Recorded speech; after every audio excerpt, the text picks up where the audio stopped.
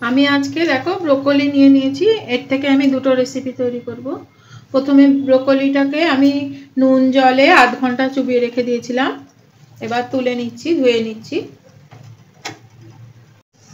দেখো ব্রোকলিটাকে আমি ধুয়ে নিলাম, এরপরে ব্রোকলিটাকে আমি কেটে নিচ্ছি। আমি ব্রোকলির এই যে এরকম করে কাটবো, এই যে এরকম করে করে কাটবো।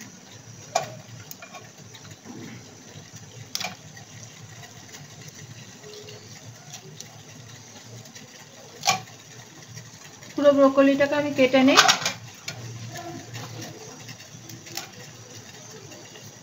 ব্রোকলি থেকে আমি দুটো রেসিপি করব, ওই জন্য ব্রোকলিটাকে আমি দুভাগে ভাগ করে নিচ্ছি। একটা ভাগ তো দেখো এরকম করে করে নিচ্ছি।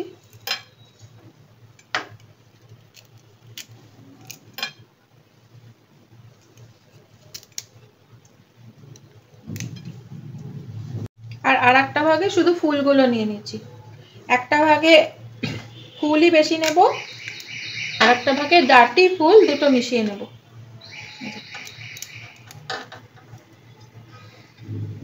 এরকম করে নেই সব। দেখো দুভাগে ভাগ করে নিলাম, একটা ভাগে ডাঁটিগুলো বেশি করে নিয়েছি, আর একটা ভাগে ফুলটা বেশি করে নিলাম। যে ভাগটা ডাঁটি আছে সেই ভাগটা দেখো প্রথমে আমি জল গরম বসিয়ে দিয়েছিলাম, তার মধ্যে আমি দিয়ে দিলাম সেদ্ধ করার জন্য। এরপরে এই সেদ্ধর মধ্যে আমি এই পেঁয়াজটা দিয়ে দিচ্ছি। দেখো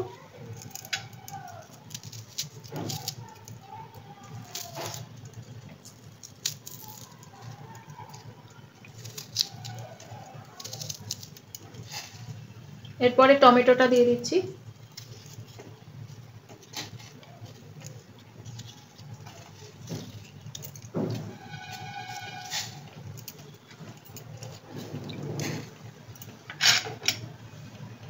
এরপরে গাজর বা ক্যারট এটা নিয়ে নিলাম একটুখানি।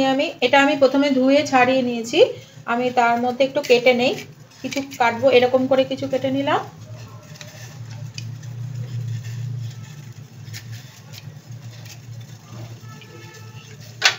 আর কিছু টুকরো টুকরো করে এর মধ্যে দিয়ে দিচ্ছি।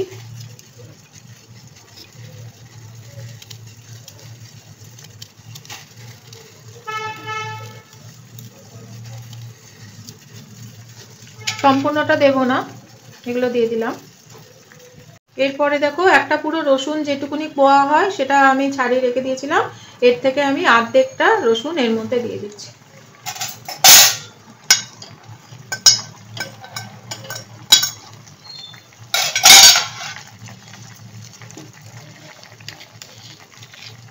এর মধ্যে অল্প করে সল্ট দিয়ে দিচ্ছি। এবারে সেদ্ধ হওয়ার জন্য আমি 15 মিনিট ঢেকে দিলাম। এরপরে বাদ বাকি যেটা আছে ব্রোকলিটা, সেটা আমি এরকম করে কুড়িয়ে নেব।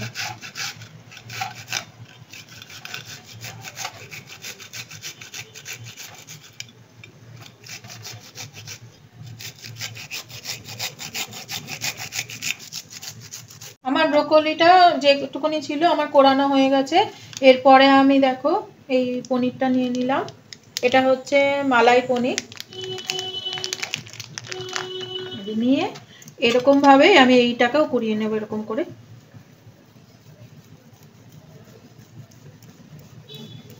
আমি দেখো পনিরটাকেও এরকম করে কুড়িয়ে নিলাম। এরপরে আমি এর মধ্যে এটা দিচ্ছি, পিৎজা সিজনিংটা দিয়ে দিলাম অল্প করে। এরপরে আমি এর মধ্যে চিলি ফ্লেক্সটা দেব।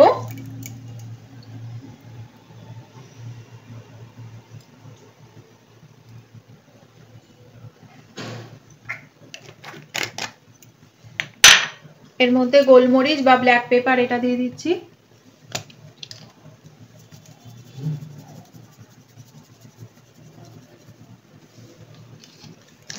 অল্প করে সল্ট দিয়ে দিচ্ছি পরিমাণ মতন, আর হাফ চামচ সুগার,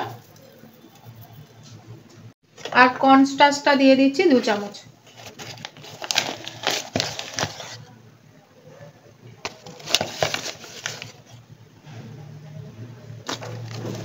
এবার এর মধ্যে আমি মাখন দিতাম, কিন্তু এটা মালাই পনির বলে মাখন দিলাম না। যদি এটা মালাই পনির না হতো তাহলে আমি মাখন দিতাম।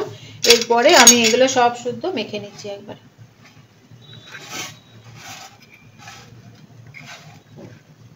আমার এই ব্রোকলি আর পনিরটা মশলা দিয়ে, সব রকম মশলা দিয়ে মাখা হয়ে গেল। এরপরে আমি এই চিজটা নিয়ে নিলাম। এই চিজটা এবার খুলে নিয়ে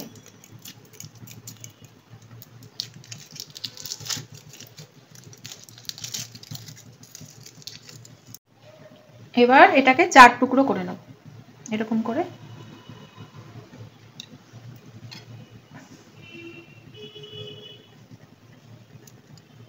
এবার এটাকেও 4 পিস করে নিই।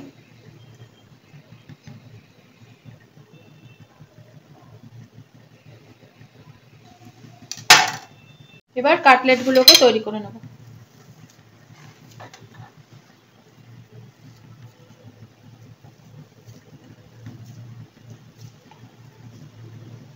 এরকম নিয়ে নিলাম, মধ্যেখানে একটা চিজ দেব এরকম করে, দিয়ে কাটলেটের আকারে তৈরি করে নেব।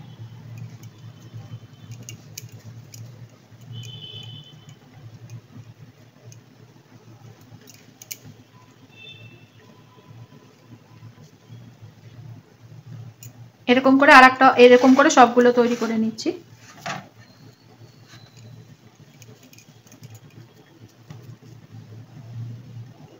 দেখো সব কটা কাটলেট এরকম করে আমার তৈরি করা হয়ে গেল।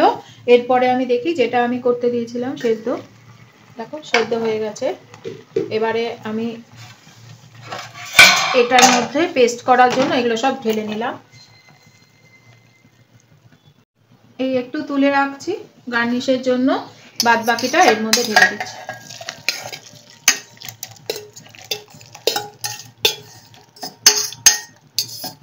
এরপরে আমি এর মধ্যে হাফ চামচ কর্নস্টার্চ দিয়ে দিচ্ছি। এটা আমি পেস্ট করে আনি। আমি এর মধ্যে প্যানটা বসিয়ে দিলাম, দিয়ে এর মধ্যে বাটার দিয়ে দিচ্ছি।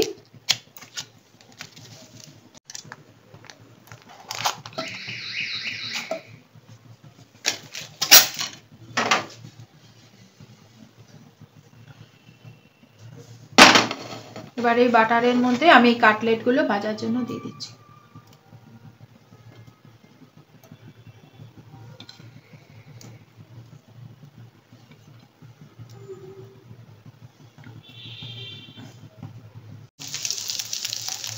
আমার দেখো এক পিঠটা ভাজা হয়ে গেছে, একদিকটা ভাজা হয়ে গেছে।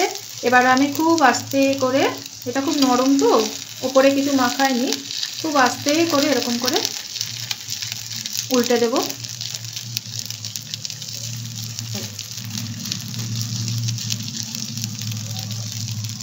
এবার একটু দেখে নেই যে দু পাশটা ভালো করে হয়েছে কিনা। দেখো এই পাশটা হয়ে গেছে, তাহলে আমি তুলে নিলাম এর মধ্যে।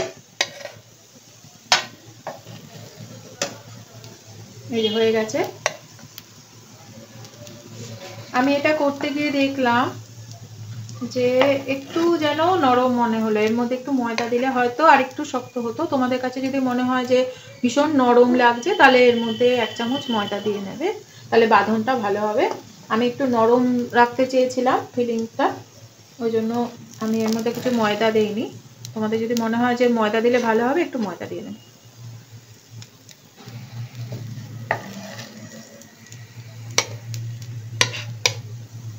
এরপরে আমি এই পেঁয়াজটা একটুখানি কুচি কুচি করে কেটে নিচ্ছি।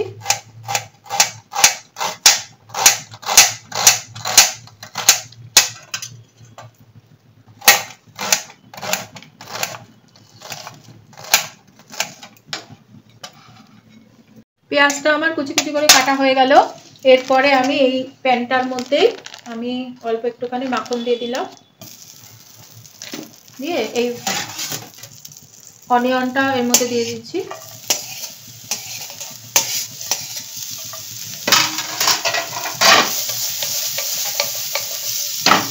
ওটা হতে হতে আমি একটুখানি গার্লিকটা কুচি করে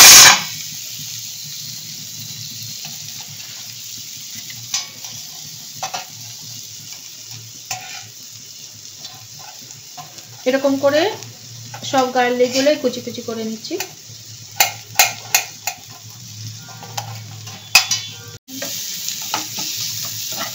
দেখো অল্প করে ভেজে নিলাম, এরপরে আমি গার্লিকটা এর মধ্যে দিয়ে দিলাম।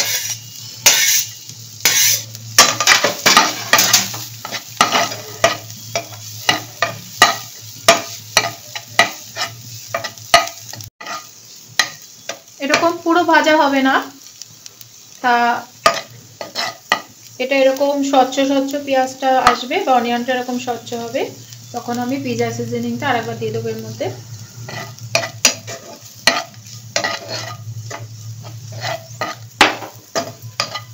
এটা অল্প ফ্রাই হওয়ার পরে আমি যেটা পেস্ট করতে নিয়ে গেছিলাম সেটা আমি দিয়ে দিলাম এর মধ্যে। আমার দেখো ব্রোকলি স্যুপটা তৈরি হয়ে গেল। আমি গ্যাসটা বন্ধ করে দিলাম, দিয়ে এটা একটা বোলের মধ্যে ঢেলে নিচ্ছি।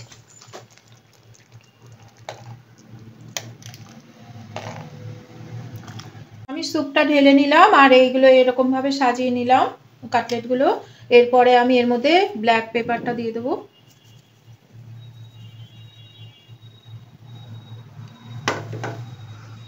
আর অল্প করে চিলি ফ্লেক্সটা দিয়ে দেবো।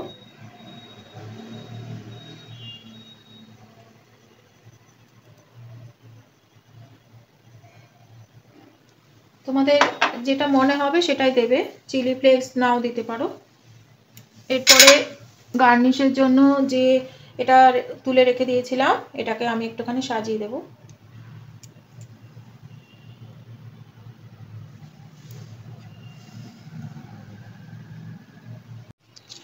এরপরে এর মধ্যে অল্প করে বাটার দিই।